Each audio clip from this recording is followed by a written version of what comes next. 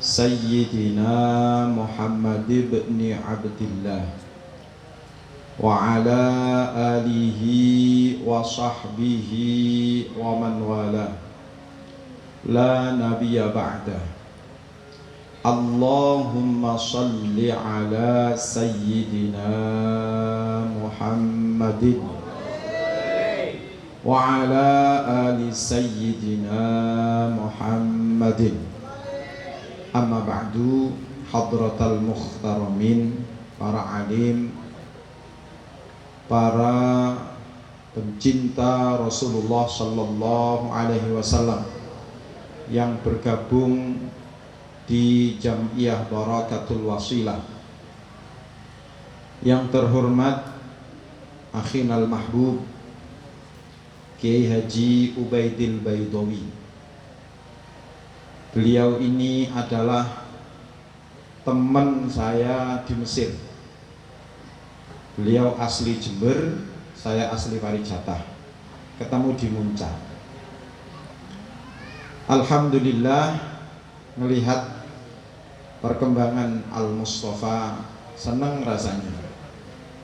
Dulu beliau juga ikut membantu, bahkan pernah menjadi kepala sekolah di Madrasah Aliyah Al-Azhar. Kita doakan bersama semoga pondok pesantren Al-Mustafa berkembang pesat, dibarokai oleh Allah Subhanahu wa ta'ala. Di mana tempat dibacakan sholawat, insya Allah tempat itu akan mulia. Karena ada kaidah usul fiqh mengatakan syaraful makan bisukaniha. Kemuliaan tempat itu bukan tempatnya, akan tetapi karena penghuninya. Dulu tempat ini biasa-biasa saja. Hari ini tempat ini menjadi luar biasa. Bukan karena tempatnya, akan tetapi karena siapa yang menghuni di tempat itu. Apalagi sering diadakan acara-acara seperti ini dengan membacakan sholawat. Posisi sholawat di antara ibadah-ibadah yang lain seperti air di antara makanan. Orang kuat insya Allah tidak makan seminggu. Tapi kira-kira orang kuat tidak minum seminggu? Lebih kuat mana, mempertahankan makan atau mempertahankan minum? Maka kebutuhan manusia terhadap air itu lebih besar daripada kebutuhan manusia terhadap makanan. Maka dari itu, sholawat dengan zikir di antara ibadah-ibadah yang lain itu bagaikan air dengan makanan. Kalaupun makanan itu cukup, kenapa kita itu disuruh kulu wash rodu, makanlah dan minumlah? Apakah dari semua makanan itu ada yang tidak ada unsur airnya? Saya kira tidak ada. Hatta kerupuk itulah kering. Proses membuat kerupuk itu ada airnya apa tidak? Rasanya tidak ada makanan yang tanpa air. Begitu juga tidak ada ibadah yang tidak ada sholawatnya, yang tidak ada zikirnya. Sholat khusyuk banget, tapi tidak baca sholawat sama sekali. Kira-kira sholatnya diterima enggak? Tidak. Haji dengan biaya yang mahal, bahkan sampai haji plus, di sana dikawal ketat, ritual haji tanpa ada sholawatnya. Kira-kira diterima Allah enggak? Itulah posisi sholawat dan zikir di antara ibadah-ibadah yang lain. Oke, kita membaca sholawat di dalam ibadah, tapi mohon maaf, masih tetap tidak cukup. Pak, saya sudah baca sholawat nih di dalam ibadah, sudah saya banyakkan sholawat di dalam doa, apakah cukup? Tidak cukup. Maka dari itu Allah memerintahkan sallu alaihi wasallimu taslima. Jangankan ente, Allah saja bersolawat, malaikat saja bersolawat. Bahkan Allah sebelum menyuruh kita bersolawat, Allah itu ngicipi dulu, malaikat ngicipi dulu. Saking pentingnya sholawat, berbeda dengan ibadah-ibadah yang lain. Allah menyuruh kita sholat, Allah menyuruh kita zakat, tapi apakah Allah berzakat? Apakah Allah berzakat? Tidak. Berbeda dengan sholawat. Sungguh, innallaha, diawali dengan kalimat innallaha wa malaikatahu yusalluna ala. Ini bukan perintah, ini penegasan bahwa Allah dan malaikat loh sholawat. Setelah ditegaskan baru ada perintah. Saking pentingnya sholawat itu kategori ibadah mutlak, berbeda dengan sholat. Sholat boleh enggak sambil terbangan? Boleh enggak? Enggak boleh. Apalagi joget, enggak boleh. Tapi sholawat boleh enggak terbangan? Boleh. Ojo sampai enggak membolehkan. Kenapa? Karena kategori bid'ah itu, ada salah satu syekh mengatakan itlaqu ma qayyadahu Allah wa rasuluh wa qayyada ma itlaqullah wa rasuluh. Yang dikatakan bid'ah adalah mempersempit apa yang telah dilonggarkan oleh Allah dan Rasulnya, dan memperlonggar apa yang telah disempitkan oleh Allah dan Rasulnya. Sholat itu sempit karena ada waktunya. Sholat isya kayak sholat subuh, boleh enggak? Sholat isya kayak sholat subuh, boleh enggak? Enggak boleh. Sholat subuh kayak sholat maghrib, boleh enggak? Maka itulah dikatakan ibadah muqayyad. Maka kau jangan berkreasi di dalam sholat, karena itu sesuatu yang disempitkan oleh Allah. Jangan sekali-kali kau berkreasi di dalam haji.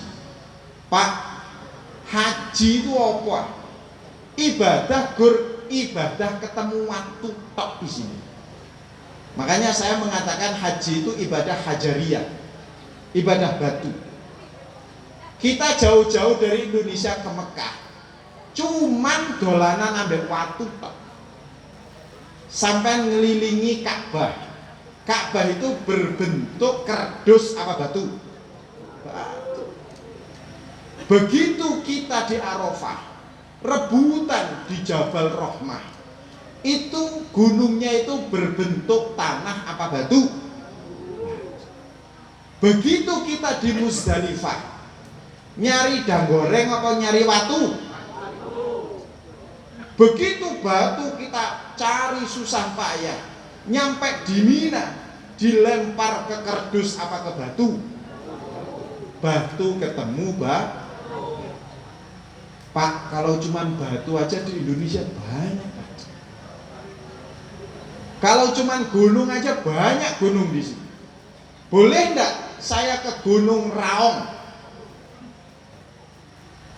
untuk melakukan ritual haji? Boleh enggak? Enggak boleh. Apa meneh ning Gunung Sembulungan? Enggak boleh. Maka kita tidak boleh berkreasi di dalam haji. karena itu muqayyad. Puasa itu juga muqayyad. Saya niat puasa besok nih, nawaitu sauma godin an adai fardis syahri Ramadana besok. Boleh enggak? Enggak boleh. Karena itu ada waktu dan timing. Zakat juga seperti itu. Hanya satu ibadah yang longgar, boleh berkreasi dimanapun. Apa itu? Yaitu syahadat. Sampean boleh enggak syahadat sambil goyang-goyang? Boleh enggak?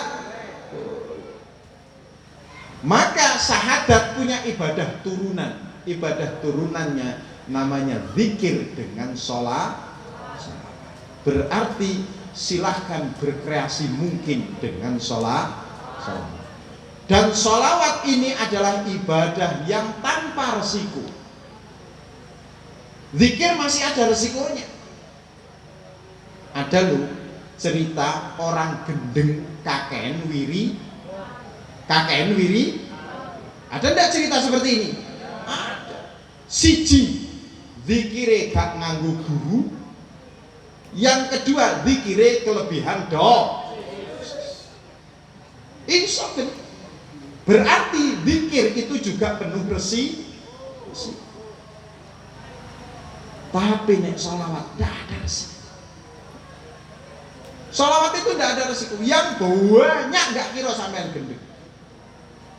Adapun Anda gendeng, Anda tidak akan dinamakan gendeng karena betul-betul menikmati perjumpaan kita dengan Rasulullah Sallallahu Alaihi Wasallam. Karena posisi sholawat dengan zikir, zikir itu ibarat matahari, sholawat itu ibarat bulan. Maka apabila kita memandang matahari, jangankan 5 menit, 1 detik pun rasanya tidak kuat. Tapi kita hidup tanpa matahari, kita tidak akan pernah bisa. Maka zikir itu dibutuhkan oleh manusia. Tapi ingat, zikir pun ada resiko. Coba sampean pandang bulan.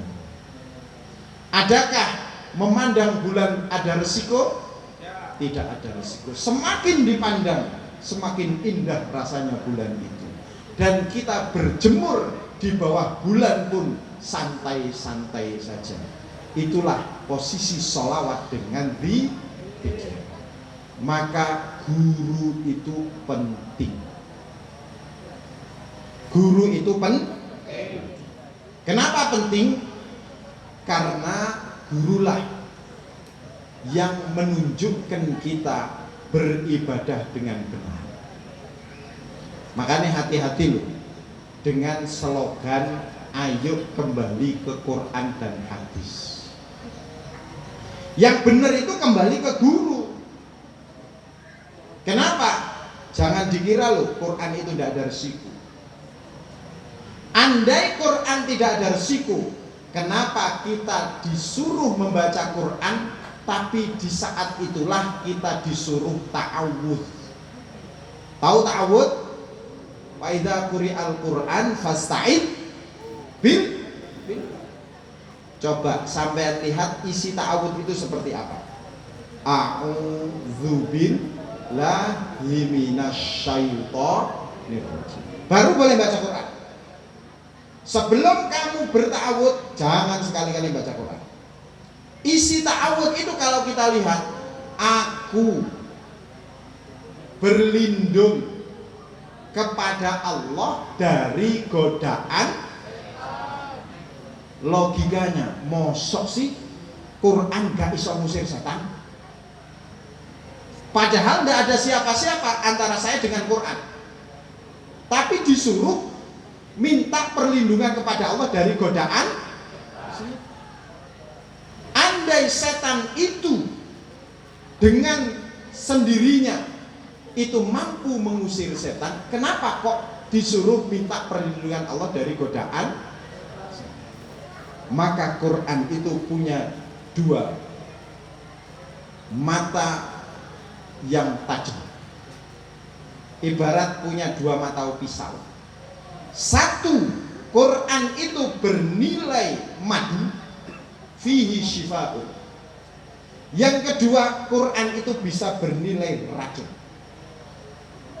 Kapan Quran itu bernilai madu?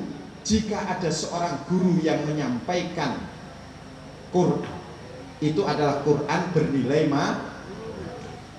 Tapi Quran akan menjadi racun apabila Anda belajar Quran tanpa guru.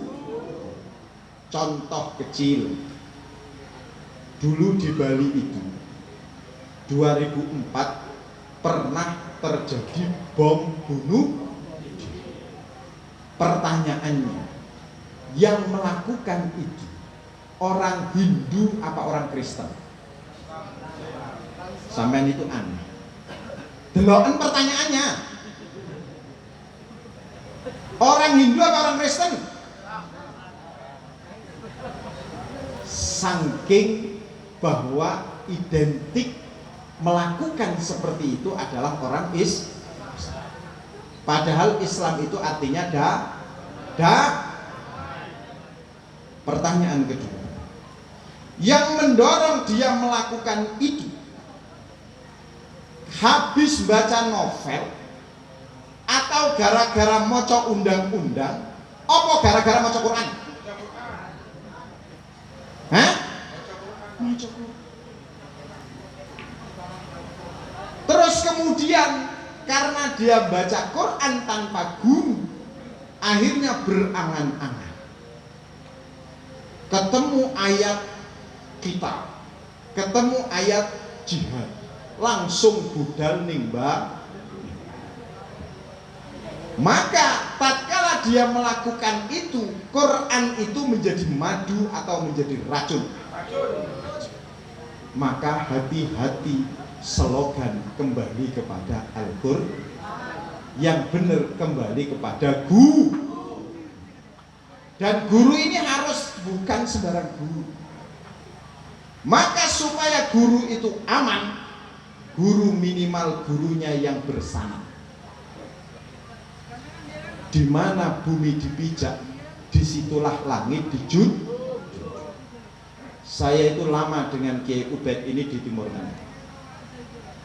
Begitu pulang, tampang kami ya enggak ke Timur Tengah. Ya enggak Kiai. Bahkan ketunya ada lambang Nahdlatul, yang benar mestinya lambang Al-Azhar sampean. Artinya Al-Azhar Mesir.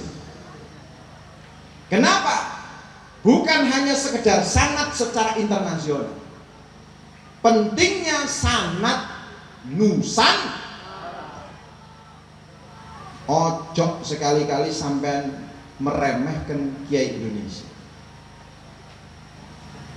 Oke, Kiai Indonesia mungkin jika dibandingkan dengan Kiai Timur Tengah akan kalah kealimannya. Tapi hari ini sampean absen semua negara Timur Tengah yang orang alim itu. Mesir kurang hebat apa alimnya? Suriah kurang hebat apa alimnya? Irak kurang hebat apa alimnya? Yaman kurang hebat apa alimnya? Pertanyaannya, apakah posisi negaranya hari ini aman? Apakah posisi agamanya hari ini aman? Maka pentingnya berkiblat kepada kiai-kiai Nusantara. Ahlus sunnah wal jamaah dilahirkan di sana. Tapi sampean cek seluruh dunia, tidak ada orang membikin organisasi sama-sama gara-gara ahlus sunnah. Ente ahlus sunnah, saya ahlus sunnah, gawe organisasi yuk, tidak ada. Kecuali di Indo. Di sana itu yang ada adalah nilai-nilai ahlu sunnah, tapi diorganisasikan di Indonesia. Kiai Indonesia itu seluruh. Makanya di Indonesia itu mubalighnya itu tidak kencang-kencang. Mubaligh kok gak iso ngelawak nih Indonesia, gak kira lah. Karena memang agama yang disampaikan di Indonesia itu ya lewat kentrungan kayak ini. Jadi agama itu diiringi dengan musik. Dulu itu Islam itu sudah masuk setelah Rasulullah wafat kurang lebih sekitar 30 tahun. Islam sudah masuk di sini. Tapi agama Islam itu nggak melalui kentrungan kayak gini. Setelah 1430-an Wali Songo datang dengan metode rodok enek jogetane, rodok enek guyo, rodok enek kentrungan. Ternyata gelombang Islam yang ini lebih diterima oleh masyarakat. Nah, kenapa penting untuk cinta tanah air? Makanya NU itu simbolnya NKRI harga.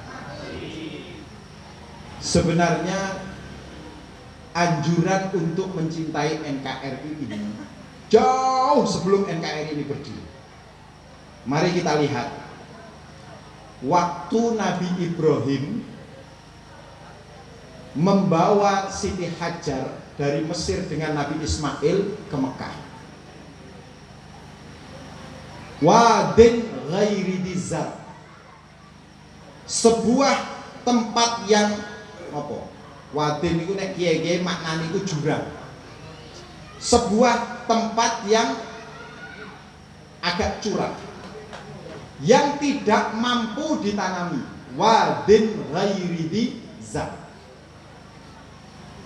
Habis itu Nabi Ibrahim dengan Nabi Siti Hajar dengan Nabi Ismail ditinggal oleh Nabi Ibrahim.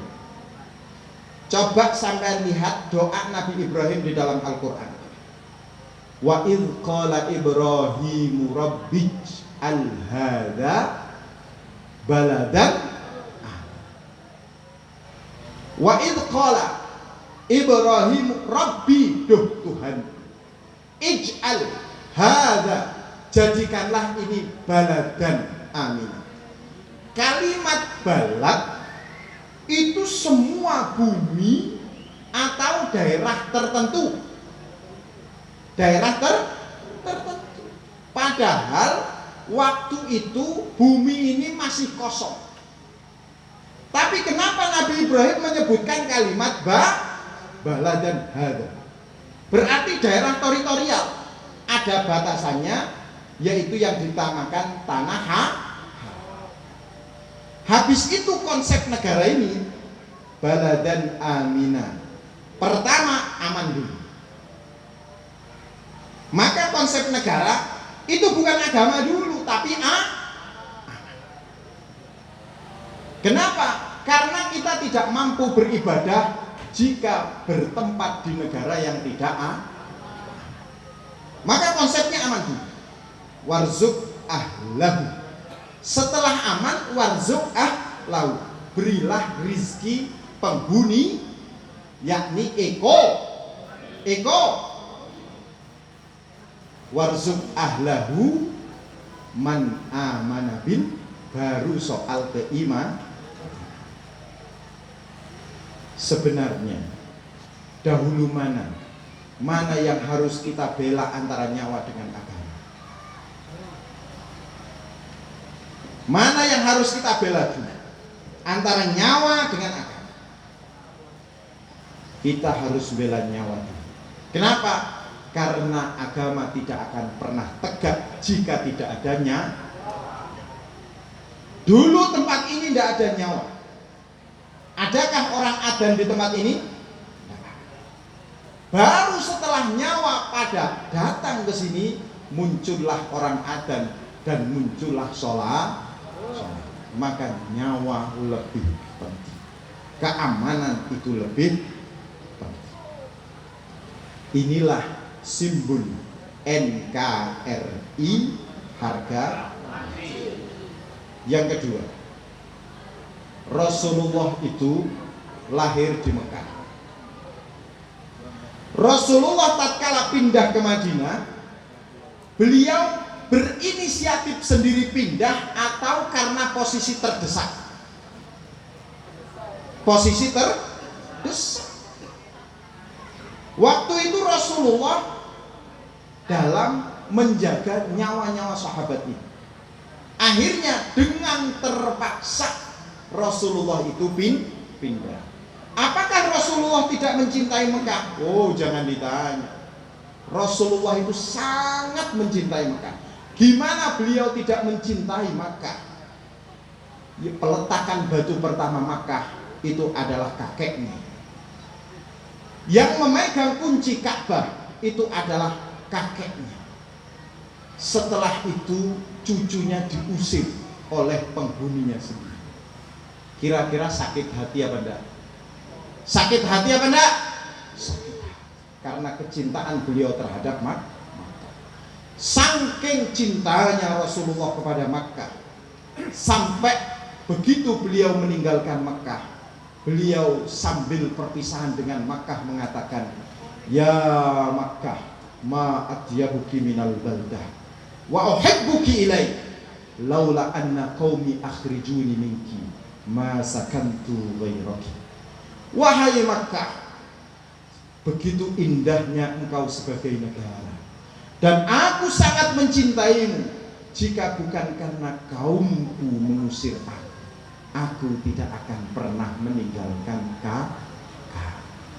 Rasulullah begitu cinta akan Makkah. Begitu Rasulullah nyampe di Madinah, Rasulullah tidak langsung kerasan, karena itu adalah negara asing bagi Rasulullah. Tapi karena demi kecintaan kepada sahabat-sahabatnya, demi menjaga kerukunan, Rasulullah selalu berdoa, Allahumma habbib ilainal Madinah kahubbina Makkah al ashadda. Ya Allah, berikanlah aku kecintaan kepada Madinah sebagaimana kau kasihkan aku kecintaan kepada Mekah atau melebihi. Maka dua negara ini dicintai oleh Rasulullah sallallahu alaihi wasallam. Gara-gara dua negara ini dicintai oleh Rasulullah, langsung harga tanah mundar.